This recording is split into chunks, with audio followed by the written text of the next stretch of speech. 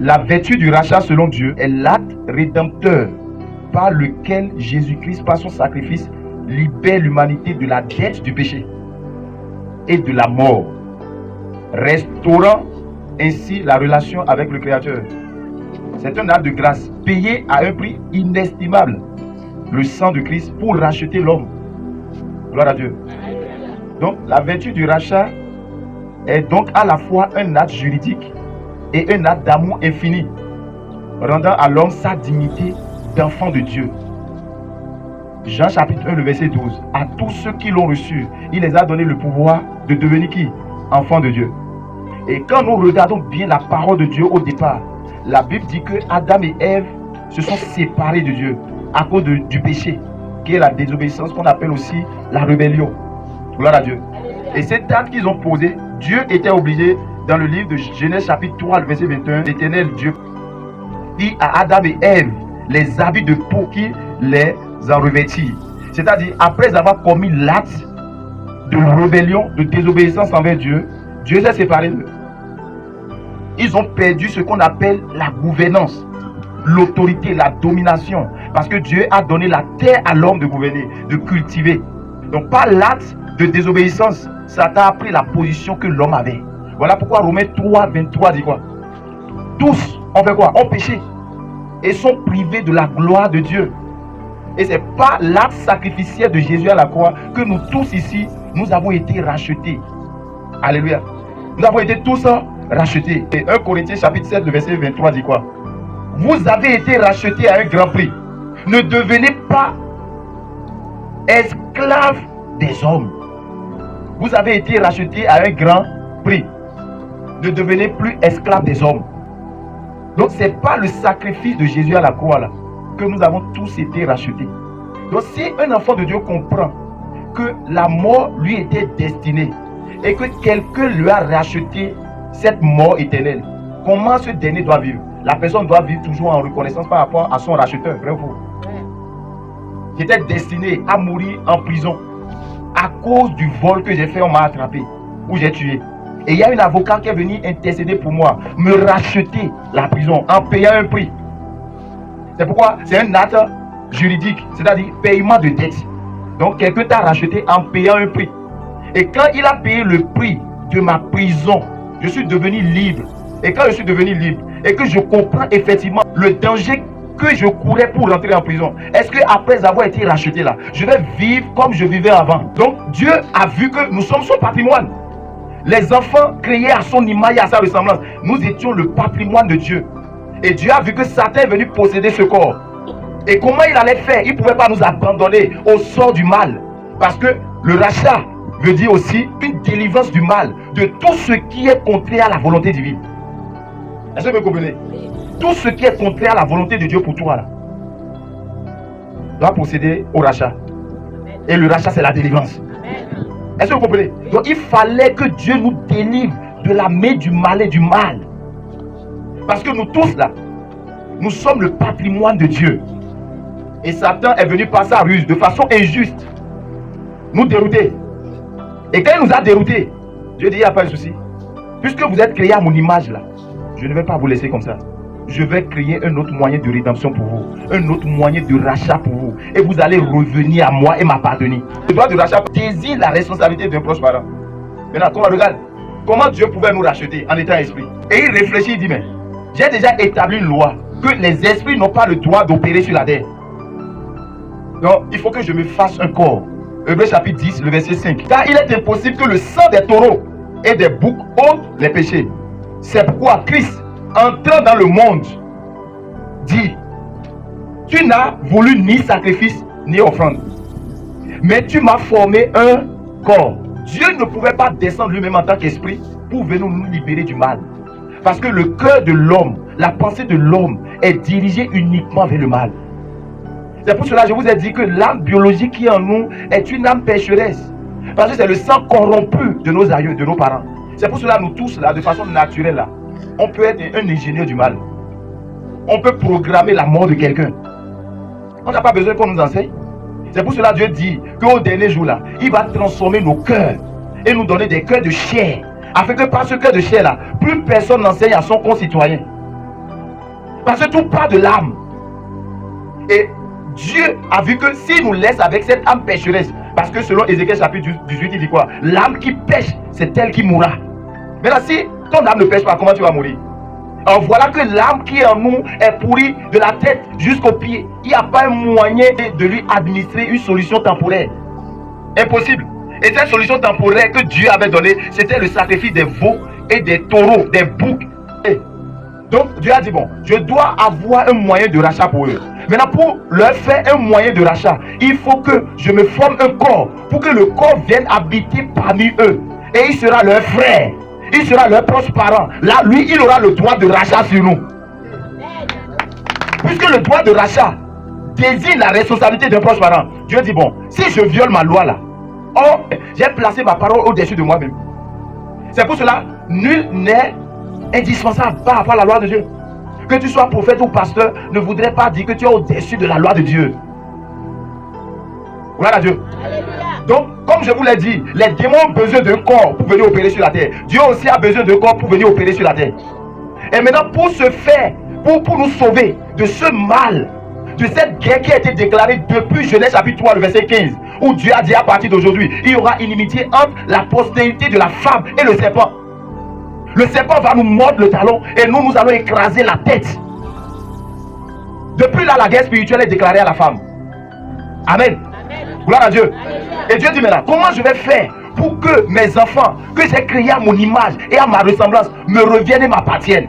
Il faut que je les rachète.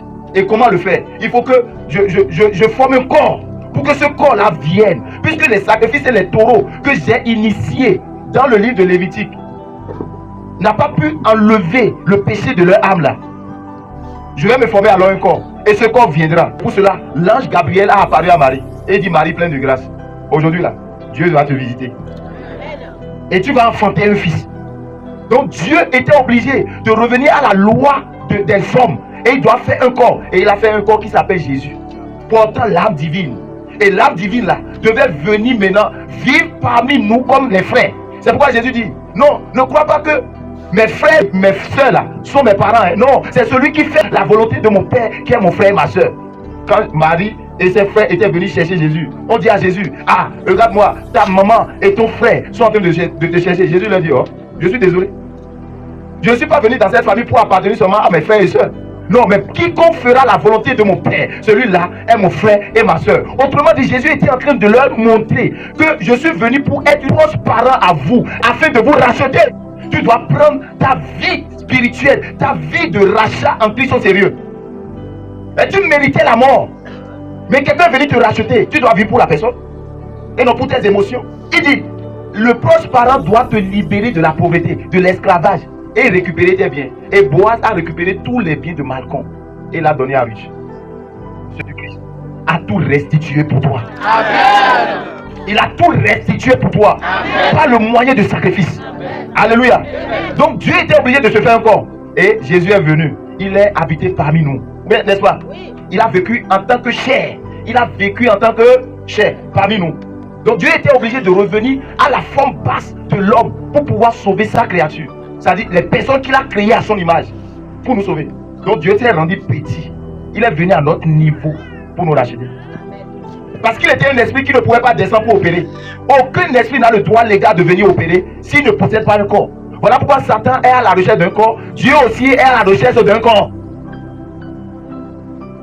Est-ce que tu comprends? Oui. Parce que sans le corps, il ne peut pas opérer sur la terre. Et Jésus est venu. Il dit, il est devenu proche parent de nous tous. Puisque désormais, comme il s'est fait un corps, Dieu désormais a le droit maintenant d'avoir le droit de rachat sur Satan. S'il n'y avait pas le droit de rachat, nous tous là, nous étions tous condamnés à la mort, à l'esclavage, à la sauvagerie, à l'animosité.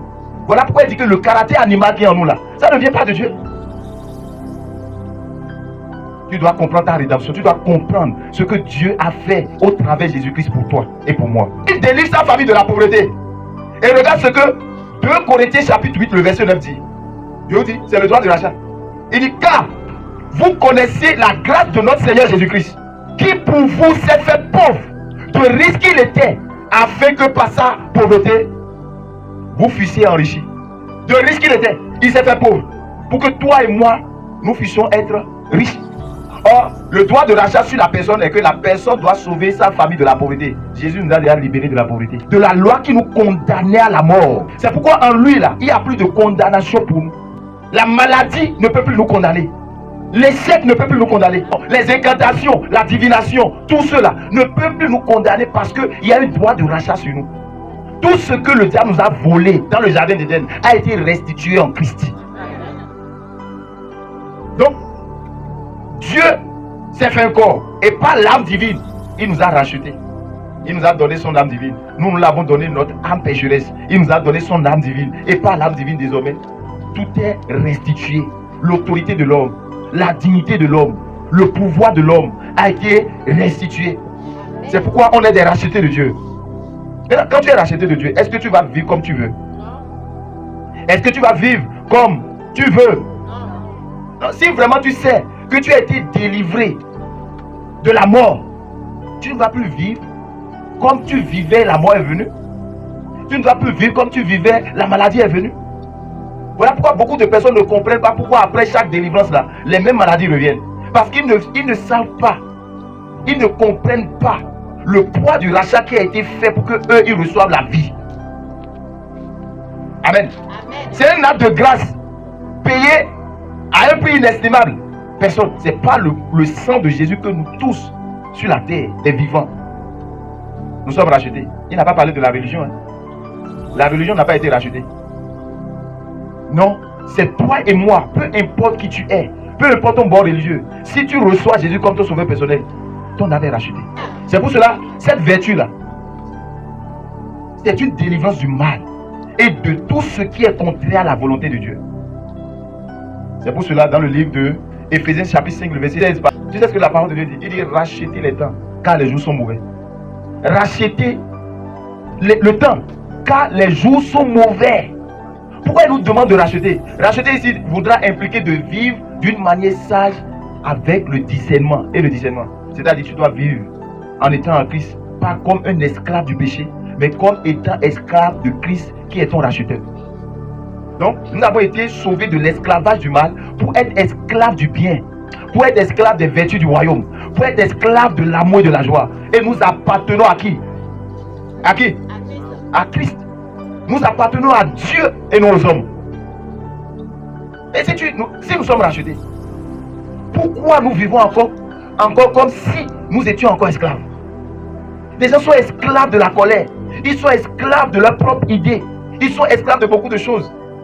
Dieu dit non. Si vraiment tu comprends ton rachat, tu ne vas plus vivre pour quelqu'un. Tu vivras seulement pour Christ et pour plaire à Dieu.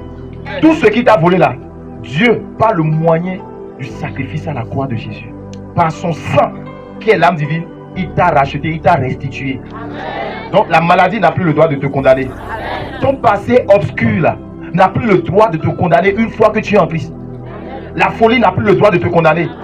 Est-ce que vous me comprenez? Donc c'est pour cela que tu ne peux pas être racheté et vivre dans le passé. Celui qui vit dans le passé n'a pas encore compris le moyen de la rédemption qui lui a été offerte. Elle est gratuite. Quiconque croit. Donc tes biens, tes terres que l'ennemi a confisqué là, Dieu dit non, ça ne l'appartient pas. Mais pour te rendre justice, il a fallu le rachat. Il y a dans certaines familles où nous devons poser l'acte du rachat pour être libérés de certaines dettes. Ici Jésus, l'acte qu'il a posé là, c'est pour nous sauver de quoi? De la loi qui nous condamnait à la mort éternelle. Est-ce que vous comprenez? Donc désormais là, même si tu meurs aujourd'hui là, tu n'iras plus à la mort éternelle. Parce que Jésus t'a racheté. Il t'a donné une seconde chance de vivre une vie harmonieuse comme Dieu aurait voulu. Donc je ne peux pas être racheté de Dieu et porter la maladie. Je ne peux pas être un racheté de Dieu et vivre dans la pauvreté. Parce qu'il a déjà payé cette rançon de la pauvreté pour que moi je sois riche. Pour que je sois en bonne santé. Pour que je prospère. Pour que j'ai la domination sur toute chose. Donc par le rachat, hein, je reçois maintenant la gouvernance de la terre. Je suis devenu un intendant pour Dieu. Donc la terre m'appartient. Amen. Donc je ne suis plus esclave du péché. Je ne suis plus esclave du mensonge. Je ne suis plus esclave de l'impudicité. Je ne suis plus esclave de la calomnie. Je ne suis plus esclave de la moquerie. Je ne suis plus esclave. Je ne suis plus esclave.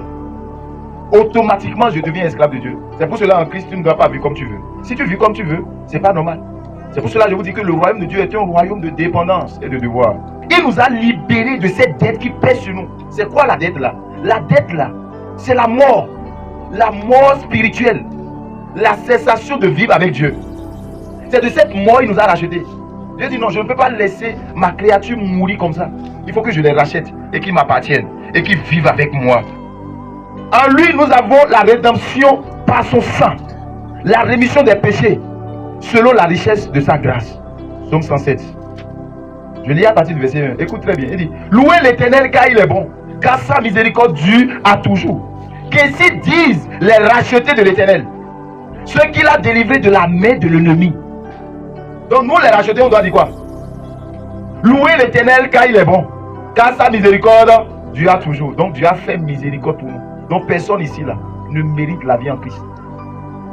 Donc il ne faudrait pas que nos manières de nous habiller, de donner offrande dans la maison de Dieu, nous fassent croire que nous sommes importants plus que nos frères, là-bas, là, au dehors, là, qui ne sont pas encore dans la bergerie, là. C'est la grâce.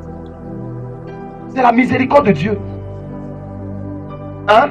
Donc personne ne mérite rien. Est-ce que tu comprends? Donc si tu comprends que tu as été racheté, difficilement tu vas porter injure sur le païen et sur le sorcier. Parce que tu comprends que toi aussi tu étais de leur bord et que la grâce t'a localisé. Ce n'est pas par tes moyens, ce n'est pas par ta propre force. C'est pour cela que personne ne peut recevoir le salut par sa propre force. Toutes les fois nous faisons les efforts pour être parfaits, pour être bons, nous tombons toujours. Donc quand Dieu t'accorde la grâce de vivre dans la sanctification, ne te moque pas de tes frères. Vous êtes des prostituées, nous on est saints. C'est ce qui se passe dans les églises aujourd'hui. Gloire à Dieu. Et quand tu vis comme ça, Dieu te prépare un gros coup, un gros lot pour te montrer que le salut là, c'est la grâce. Personne ne mérite rien. Amen. Donc, toi qui as été racheté, c'est pourquoi Jésus a donné un exemple d'un frère qui a supplié son créancier et on l'a pardonné. Le créancier à son tour va voir quelqu'un qui le doit. Au lieu de pardonner la personne qui le doit, il dit jamais, je l'enferme en prison. Et Dieu dit, ah, ils ont appris ça, ils sont partis informer celui qui l'avait libéré. Il dit, ah bon, moi il t'ai pardonné, pourquoi tu n'as pas pardonné l'autre? Ok, toi aussi là, rentre en prison. Et il est rentré en prison. Parce qu'il a bafoué la grâce. Tout ce que Dieu a fait de Genèse jusqu'à Apocalypse, c'est pour nous montrer que nous sommes rachetés. Nous étions tous morts, séparés de Dieu, séparés de la puissance de Dieu, séparés de la vie divine, séparés de notre autorité. Le droit légal de gouverner la terre, là, Satan a pris notre position. Et c'est par le sang de Jésus à la croix que toi tu peux désormais dominer et chasser les démons, guérir les malades, posséder des terres. Donc, tu vois un peu que personne ne mérite rien. Ton mariage que tu prends comme acquis là, tu ne mérites pas ce mariage. Ah oui? Donc, le ministère là, c'est pas mon acquis. C'est pas une fin en soi. Beaucoup ne connaissent pas aujourd'hui que ce que leur prochain est en train de faire mal là, eux aussi ils peuvent le faire. Ils croient qu'eux ils sont épargnés. Personne n'est épargné. Mensonge là, je peux mentir. Ah, c'est dans mon sang. Tu comprends maintenant? Tu comprends maintenant que tu peux te dire que tu es aussi prostitué sans être prostitué. Nous tous ici, nous sommes des meurtriers sans être meurtriers. Hello? Donc quand quelqu'un vient dire, j'ai été meurtrier, toi tu n'as seulement pas pratiqué, mais ça coule dans ton sang. Le fait de mentir sur ton frère, tu l'as déjà tué. C'est pas différent d'un meurtrier? Ou bien? Donc tu reçois l'âme divine là pour une vraie repentance, pour que ta vie en Christ puisse fleurir. Personne n'est à la base de tes problèmes. Le vrai problème de nous tous ici là, et nous tous nous sommes malades et nous sommes en train de chercher la grâce là, c'est nos sangs. C'est le sang de nos parents biologiques. Deux, on a reçu les ADN du mal. On est des ingénieurs du mal, frère. Si on fait l'architecture du mal ici là, Dieu me met d'accord. Le mal est en nous tous. Laisse-moi te dire que Dieu nous a ouvert les yeux sur le rachat qu'il nous a fait. C'est pourquoi, en étant en Christ, on ne veut plus vivre comme un esclave des rudiments des hommes, de la tradition des hommes. Mais nous vivons selon le royaume de Dieu, par son Esprit Saint. Quand tu commences par reconnaître ça en toi, tu es sauvé. Lorsque tu refuses de reconnaître ça, c'est en ce moment que ça devient dur. Dieu dit au sacrificateur Moïse, si quelqu'un vient vers toi en ayant la lettre sur tout son corps, et que ça ne coupe pas toute la partie de son corps, déclare cette personne impure. Et isole-le pendant 7 jours. Mais le jour où il viendra vers toi, et tu vas voir, de la tête aux pieds, il n'y a plus de place, on ne voit plus la peau. Et tout est invétéré, c'est-à-dire tout est rempli de plaies. Alors là, tu diras à cette personne, la personne est pure. La loi de Dieu n'est pas comme notre loi. Et il dit, Seigneur, ça veut dire quoi? Il dit oui. Toutes les personnes qui reconnaissent que leur sang est une âme pécheresse sont semblables à cette personne-là qui a la lèpre de la tête aux pieds sans une partie du corps qu'on peut toucher. Ces personnes sont des personnes pures. Ce sont des personnes qui sont agréables devant l'Éternel. Mais les personnes qui n'ont pas reconnu qu'ils ont une nature pécheresse en eux, qui sont capables de tuer comme les sorciers et qui jugent les sorciers, ceux-là n'ont pas encore compris. Laisse-les jusqu'au jour où ils vont comprendre que la plaie est complètement sur la tête aux pieds là. En ce moment-là, tu vas les justifier, tu vas leur donner la justification. C'est pourquoi Jésus a dit, il a donné un exemple. Quand il est venu, il a donné un exemple entre deux personnes, le publicain et le pharisien. Le pharisien dit, oh Seigneur, je suis venu, je jeûne 3 fois par jour, je suis réglo, je donne ma dîme tous les jours. Il paraît bon devant Dieu, devant le tribunal de Dieu, personne n'est bon. Amen. Il a cru que avec ses bons habits là, il était bon. Et il priait, il dit, Seigneur, ce qui a encore énervé Dieu devant son trône, devant son autel, il dit, Dieu, je ne suis pas comme ce publicain là. Tu vois, les chrétiens de comparaison. La Bible dit qu'il n'a pas obtenu la miséricorde. Mais le publicain qui a dit, Seigneur, pardonne-moi, je n'arrive même pas à prier. Je suis pécheur depuis ma naissance. Dieu dit que ce dernier est reparti avec la miséricorde. Et qu'est-ce que les rachetés doivent dire tous les jours? Louer l'Éternel, car il est bon, sa miséricorde Dieu a toujours. Voici les chants des rachetés que nous sommes. C'est la miséricorde de Dieu. D'abord, si tu ne reconnais pas ton état d'âme, tu ne peux pas te convertir. Gloire à Dieu. Ésaïe 35, le verset 10, pour finir.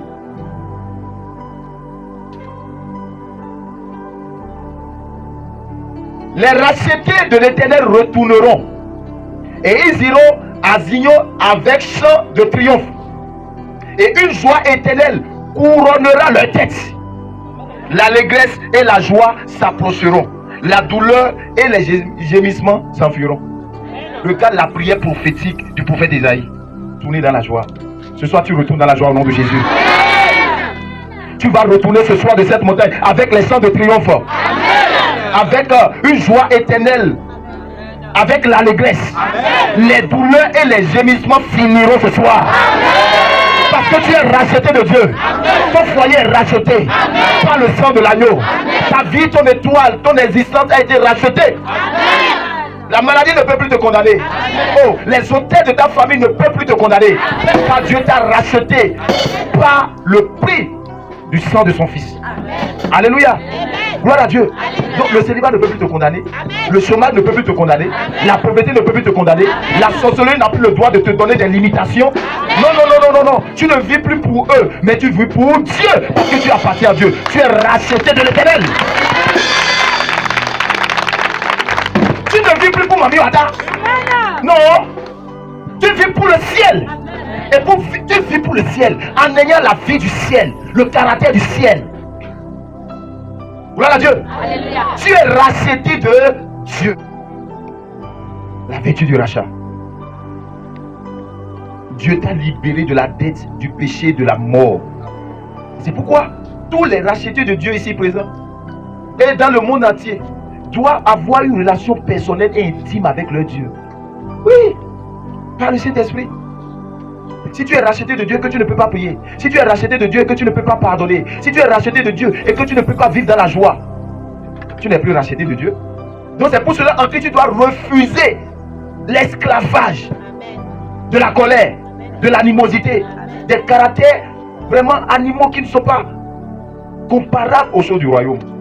Est-ce que tu vois que être chrétien là, c'est pas par sa propre force. C'est pas en faisant des œuvres caritatifs que tu deviens chrétien, que tu es un bon chrétien. Tu comprends maintenant que c'est pas parce que tu donnes ta dîme, tu fais des offrandes un peu partout que tu es chrétien. Tu es enfant de Dieu par quoi? Par le rachat.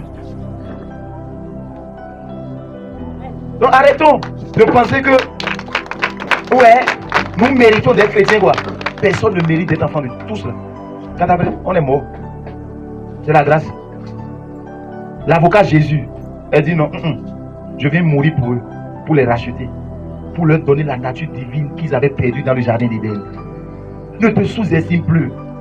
Ne t'attache plus à ton passé. Non, Jésus est mort pour ton passé. Peu importe ce que tu as fait dans le passé et ça sent mauvais, Jésus t'a racheté à un grand prix. Amen. Si Satan vient te montrer les accusations de ton passé, montre-lui la grâce du présent. Amen. Et que ton futur est meilleur. Amen. Donc tu as été racheté à un grand prix. Ne te laisse plus bénir par le diable. Ne te laisse plus manipuler par le diable. Non, même si les mauvais caractères viennent là, hein, dis que la grâce de Dieu est là pour te relever. Amen. Si tu tombes, relève-toi. Ce que Dieu condamne, c'est que tu ne te relèves pas de ta chute. C'est ce que Dieu déteste le plus. Amen. Amen. Si tu tombes, relève-toi parce que la grâce est disponible pour te parfaire. Amen. Oui, la grâce est disponible. Amen. Donc lève-toi et marche encore et encore. Quand quelqu'un tombe, c'est le signe qu'il est un grand. Désormais là, notre vie là, appartient à Dieu. Et quand ta vie appartient à Dieu, tu vis une vie de soumission, une vie d'obéissance, une vie de pratique, une vie de consécration.